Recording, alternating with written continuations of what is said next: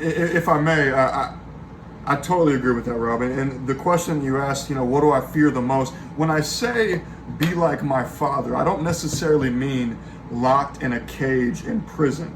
What I mean too is he wasn't there for my mom. He didn't provide for his family. And so my biggest fear, especially right now with COVID, everything going on, is not being able to provide for my wife, not being able to provide for my family. And that's a fear of mine. That drives me. And so that's what gets me emotional. That's what gets me going, is the fear that I'm going to be like my father, in the sense that he left my mom. He left my mom to have to provide for me alone and to make the money and to feed me. And I hate that, Rob. That gets me fired up. And so that's the one thing in my life right now that is my biggest fear, is being like that part of my dad, That's what I mean when I say that.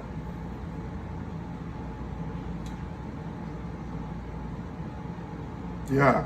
And I love my wife, man, so much, and I just want to give her the world. And so when I think about my father, there is a fear there, because it's my trauma that's happened to me. Is like, man, you better hope that you don't end up like your father, who didn't provide for his wife or his son. And that's my biggest fear, man.